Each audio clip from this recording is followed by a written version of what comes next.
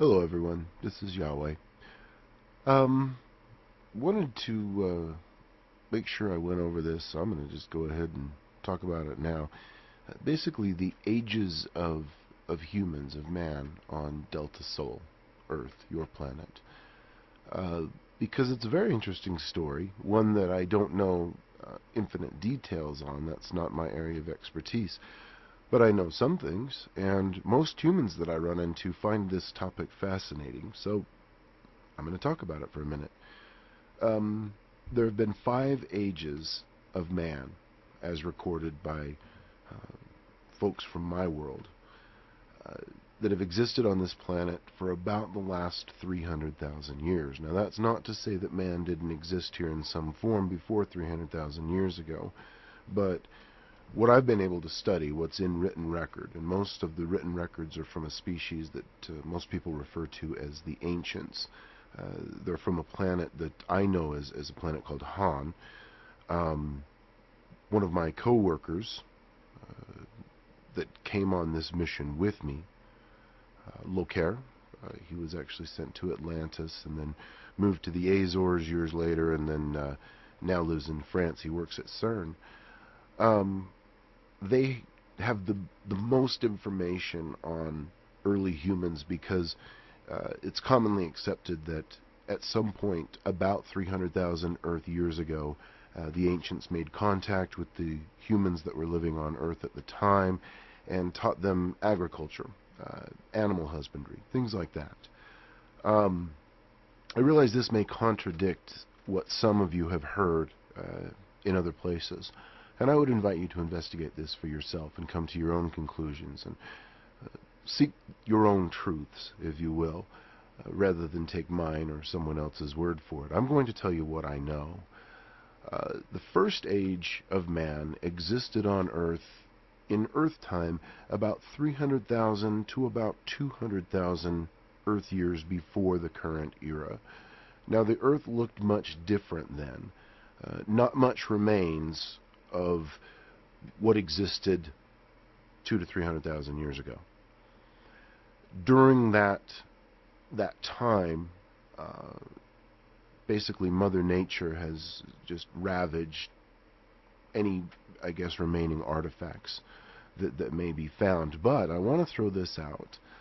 I always remind people this when I discuss ancient Earth topics, and they say, well, you know, we haven't found any proof. We haven't found any archaeological evidence. I always remind them that dinosaur bones were not discovered by you people until, I think, the late 1800s. And in the last 100 years, your museums have become full of dinosaur bones, and you've figured out so much about what may have happened 65 million years ago to end that species' rule of your planet.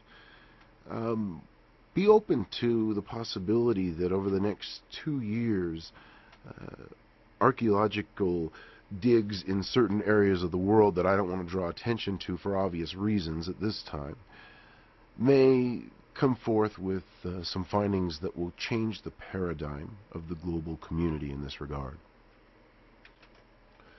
Now, this first age was ended by what the record shows as swollen oceans, seas, like a global flood. This is not the Gilgamesh flood or the Noah flood, anything like that, not the deluge you've heard about. This is something entirely different. The records show that somehow new water was introduced to the atmosphere very quickly, and that was it created basically a global flood. But of course some survived, and the second age of humans would be approximately 200 to about 150,000 years before the current era. And the second age was wiped out by what the record shows as a snake of fire. When I say the record shows, that means what I studied on Nibiru at university. That's what's commonly accepted as fact throughout the galaxy. Snake of fire, all the records say something similar from that time. This is because what our scientists know, a great comet skimmed the atmosphere of Delta Sol, of Earth. It didn't impact Earth, but it came close enough to where it disrupted the atmosphere. It created a lot of friction, I guess, in the upper atmosphere, excuse me, and it created very quickly a very intense flash fire. Not, thousands of degrees where everything instantly incinerated, but the temperature on that side of the planet rose by a couple of hundred degrees very quickly. And about 80% of the globe was affected by this comet skimming your atmosphere. But of course, some survived. Now, the third age took a while for recovery. Really, those who were living subterranean survived the Great Fire Snake. The third age emerged about 125,000 Earth years before your current era. They were very good at building stone structures, many pyramids. The sea levels had fallen. So much water. Remember, there was a lot of water, and then the comet, when it skimmed the Earth, evaporated a lot of the oceans on that side of the globe. And the atmosphere became very steamy, I believe would be the word you would use.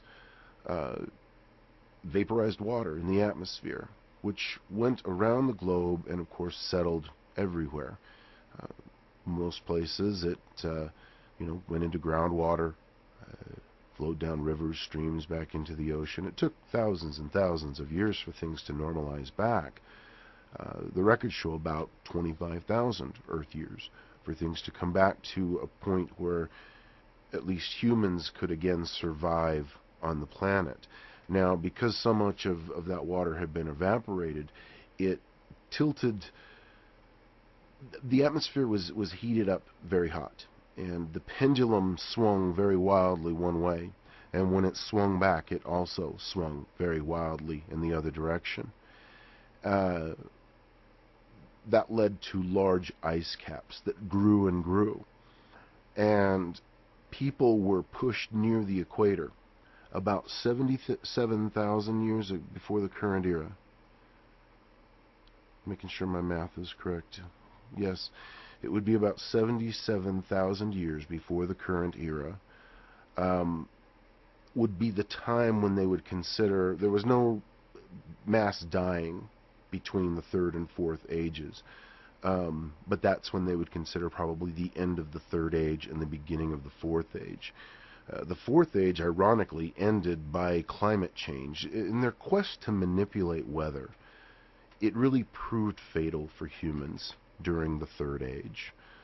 During the fourth age. Because of what had happened during the third age, humans were obsessed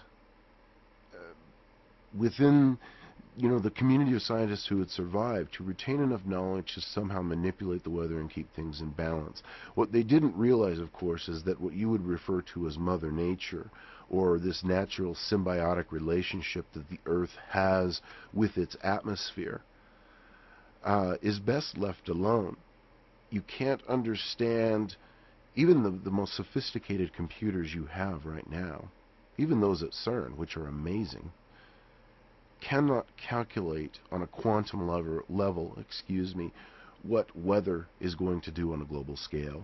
It's best for humans to leave it alone. Weather manipulation is very dangerous. My good friend Sun Tzu argues often with his peers in the Chinese government and indeed within their military ranks that their weather manipulation is playing with fire because they have been doing a lot of it. But the fourth age ended through climate change. In their quest to manipulate weather, it brought devastating storms and an eventual cooling period. Now, by this time, man had spread back out around the globe, and so much had been retained from the third age that as the fourth age passed into what we now call the modern era, the fifth age, much of the knowledge and culture, respectively, had been retained in these different areas around the globe. That's why, as we study now, we study cultures that have survived in areas of Africa and in the South American rainforests. um, who still retain stories of the ending of the Fourth Age. Um, Cultures that have been able to live subterranean have obviously fared better, because most of what seems to affect the human race as far as these types of incidences is climate change, dramatic climate change.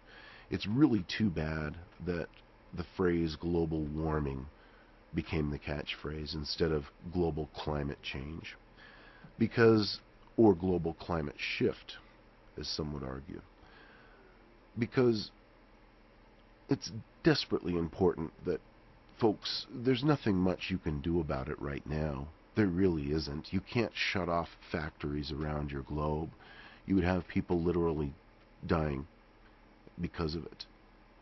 I don't mean to sound dramatic when I say that, but your infrastructure is built on an industrialized economy, and especially in what most in the West call the third world, it would be unfair of you to pass that kind of unilateral judgment on these people who are just now beginning to enjoy some of the spoils of life that your societies have been enjoying for the last century, or two, or three, depending on if you're in Europe or not.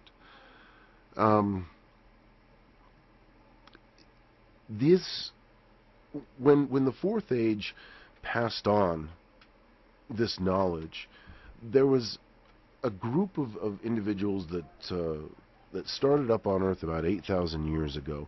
It's what I commonly refer to in my conversations, what is kind of the accepted, I guess, pseudonym for this group, this shadowy group that nobody knows about, as the powers that be.